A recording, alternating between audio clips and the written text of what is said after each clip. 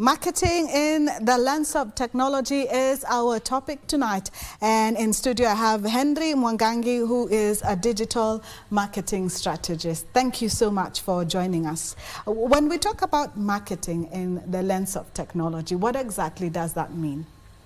Right. When you talk about marketing in general, it's about awareness. Yes. Now, with technology, there are platforms and there are ways in which you can navigate the digital landscape and enhance your marketing strategies. Yes. So I represent a company called Balozi Technologies. At Balozi, we are a startup that connects service providers with clients and clients with service providers. We have over 100 categories of services. That's the services that you wouldn't find. So you're offering 100 over 100 services. Yeah, that's like Mama Fua and all that. So we've come up with a platform, which is an application, a mobile application, to help ease the access of these services. Yes. Yeah, so that's one way you can market yourself online. Yes. Yeah. And what's the advantage of marketing using technology over just the traditional ways? Right, so first, the reach, right? So traditionally, you'd have to maybe print flyers or maybe use TV, radio, and all that. With social media, we've overcome barrier. There's no geographical barrier, and we've managed to use such features as artificial intelligence to narrow down to the specificities of maybe a specific service provider. For instance, if you're looking to hire Mama Fua, for instance. So with the use of technology and the use of social media, you can filter based on the prices, the location, and get the exact service provider that you want. So that's one advantage of using technology rather than the traditional ways of marketing. And is it cost effective? Because when people hear technology, they think about cost. How cost effective is it? I mean, it's the same as you would if you were doing other ways of marketing, because everything is shifting. We live in times when everything is digital, right? Even the way you eat, the way you move, the way you work. So if at all anything, it's making it easier at almost the same cost or even cheaper, because when you talk about cost, it's not just monetary, it's also about your time. So for instance, if you were to look for a fundi manually, it would be very time consuming, which is not even effective in terms of cost. But if you were to use technology while doing other things, maybe in corporate or at home, you can order this particular service provider while at the same time doing your other stuff, like working online or something of that sort. So affordability is one of the main issues why you offer the services that you do. Yes. Take us through the wide range of the services you offer in Balozi. Let me start with why the idea at first, because the idea of Balozi was born from a need, right? So our CEO and founder, Steve Nganga, was building a project in Nakuru, and he was trying to source for a fundi for the construction project. Now the challenge came when he tried to get a reliable fundi. He was referred to someone, and then the person that he was referred to failed. So he had to, having worked in the tech space, even for companies in the United States, he came up with this idea that why not have this person that is vetted with the relevant certifications and is reliable and available through this platform. So he came up with Balozi. And now the reason we have a very wide range of services is because we want it to be as efficient as possible, right? So it's all the services that you may need, whether it's even an electrician or a plumber. There are those services that you need at times and they are not easily accessible, like your car breaks down in the middle of the road at night. What do? You start calling your mechanic, a comteja, they are off, or something of that sort. So the wide range of services is to cater for the many needs out there in the marketplace. Yep. And that would, it actually sounds more like Uber on steroids, especially with the many types of services. Then how do I, if I have the app, how can I be confident that the service providers are professionals and can be trusted? Is there a vetting process? Exactly, yeah. At Balozi, security, first of all, is our priority. Yes. Because we understand that these are people we're going to send to people's homes or to go and meet people even at workplaces. So the first process of becoming a pro, when you're signing up as a pro, that's what we call our service providers, is the vetting process. So we ask for your mobile phone number, which we verify through a one-time password OTP verification, then your email address, then your government ID, then your profile picture, so we know who we are specifically dealing with, and we verify your details, the ones that you've added on the app, and the ones that are on the government ID. And then we work closely with security people. We also ask for certifications. So it's not just a place where you're going to say you do this, yet you do not. Yes. It's a place where you're going to say I do this, you're going to prove that you do this, and then the team at the back end will verify your identity, verify that you're who you say you are, and then you proceed to be on the app. Then, once you started offering your services, we have a program whereby the clients can now rate you, which helps us, which helps the other clients to know that, you know, this person delivers. So it's up to the pros to do good jobs so that their ranking goes high.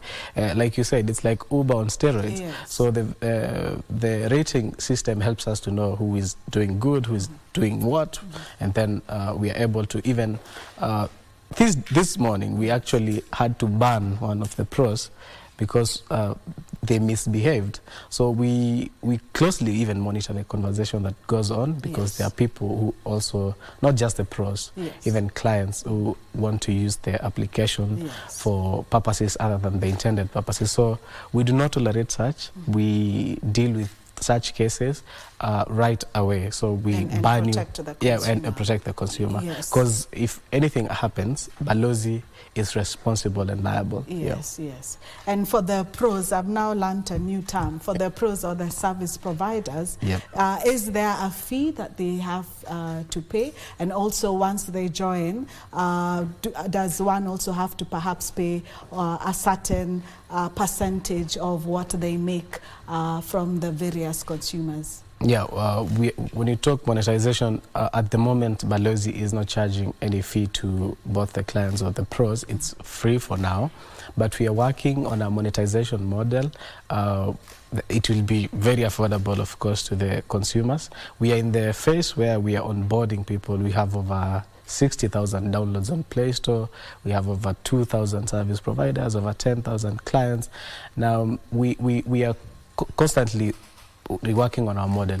When it comes to the monetization model, we will, of course, use those which have been developed before, that work in such a way that once you've been given certain jobs, you've gotten like 10 jobs, now you owe the company a certain amount, a certain percentage, which is going to be very affordable, because it's about getting people jobs and the efficiency of getting these people. And for the consumers, then, how do they access the services of Balozi? For the consumer and the pro, they both have to be on the app, but you can also access us on balozi.com, our website. So if you are a consumer or a client looking to hire a pro, it's very easy. You download the app, it's on Play Store, it's on Apple Store, and then you sign up or sign in if you're already registered, and then you filter. There's a search filter system whereby you can filter the pro you're looking for, the category, and then once you click on the categories, you get the different pros in that specific category. You can filter by location as well, see who is maybe near the CBD or near Kilimani, wherever you are. And then there's also another filtering system based on the pricing, because the pricing varies. So you choose whichever works for you, and then voila, there's a chat feature, there's a call feature. Yeah. Yes. And how far is your reach? I know we used Uber as an example, and they're still not throughout the nation. How far is Balozi's reach? So far, we are in Nairobi, Mombasa, and Nakuru, because we are barely 2 years old. And we are looking to expand. Recently, we've been getting calls from places like Meru, Nandi, because we are constantly marketing online as well. So there's the need for it. But so far, the major places where you can find a lot of pros is Nairobi, Mombasa, and Nakuru. Yes. So even with the counties opening up, that has been an advantage for Balozi over the last 2 years. True. Yes. And are you also looking to expand beyond Kenya? Yes, we are, and we are also constantly looking for partners and partnerships, and we'll be glad to share that just a few weeks ago we were able to partner with one of the leading employers in the country. Actually, they are training people on these skills, the digital skills, that is digital marketing. And these are the service providers that would not otherwise be digital. We are talking about nail technicians, salonists. So we've partnered with them sort of to efficiently train these people and onboard them on the Balozi app. So with that partnership, and if others come, we are looking to, first of all, become a household name in Kenya, and then we can think of East Africa and maybe the Sub-Saharan Africa. Yes. How are you attracting the service providers? Because some of them who have been in the industry for a longer period, well experienced, definitely have their customer base. Why would they want to join Balozi? Because I mean, if you're getting more ways of increasing your reach, I would say that's a plus. You wouldn't say no to more jobs, would you? More money, that is. But so money that you have to share. For those who are experienced and have their customer base, what would convince them to join? Because one, you get to reach clients that are outside your base. First of all, and you're also becoming part of the movement of technology. Everybody's shifting. That is what should be on top of everyone's mind. If you look at a place like Nairobi, where most people order everything, you order a cab, you order food, you order this and that. I would advise them, if you're a pro and you're a seasoned pro, you have your existing clients, those existing clients will move to Balozi, and to reach them, because of the competition now, you would have to be as well on board of the Balozi app to be able to be booked by those particular clients. Yes. One of the interesting things about taxi companies like Uber and Bolt is that they actually charge lower than other, say, taxi drivers. Is that an advantage that people will also get on Balozi? Yes, and our CEO spoke on this. He said that because our model is almost similar to those companies you're mentioning, we will be giving the lowest fee possible to help these people get jobs, because most of our pros are actually people in need, where people that are in desperate need of job and they have jobs and they have the skills. So we wouldn't charge them exorbitantly high. Would definitely we were actually talking figures, and we said, for instance, if you get like 10 jobs and that's an average of like 10,000, if you're charging 1,000 a job, we would charge you like 500 shillings or 1,000 shillings. That's very reasonable, considering that we are getting you the clients, and that applies only after you've gotten the clients from the app. Yes, you mentioned about pros now having a bigger customer base when they join Balozi. Do you have success stories of where businesses have changed for the pros and actually increased or expanded? Yes, we do have success stories, and there was some we ran a few weeks ago on some feature stories, and we've seen people even calling us and saying, you know, they were booked. You know, sometimes we don't even know when these people get booked, because there's a lot of bookings going on. We're getting like 100 to 200 downloads a day. So people have come back to say, and because now it's free, people are jumping on it. So definitely there are people getting jobs through the app, and there are people who are getting service providers through the app. And what kind of training do the pros go through? Oh, the trainings. Yes. Yeah, we have regular workshops at our offices. We just give them the basic trainings, how to use the app and how to conduct yourself as a client. Yes. Normally, we do not train people on the job because we take professionals. So we are looking for people with experience. For instance, if you were to book a driver, you wouldn't want a driver without experience, right? Yes. So the sort of trainings we give them are the basic trainings on how to harness technology. How to handle your customers and so on. Yes, how to respond swiftly. Yes. And we have a customer care support line that is open 24/7, catering to those needs. Yeah. Yes. This is a pretty new industry and also business in Kenya. Have you been getting support from the government? And what kind of support would you like to see new businesses like yours getting? So far, we've not yet gotten any support from the government, but I'm sure maybe in the future we'll be open to collaborations.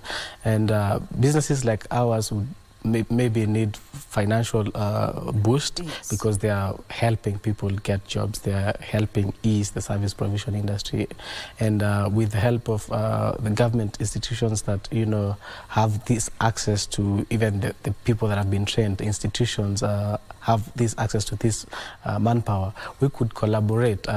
Mostly partnerships, and then financial help would help push this idea to more places in the country. Yeah. Yes. Thank you so much for joining us. That was an interesting conversation, marketing in the lens of technology. Now we will be shifting gears, and up next we have sports.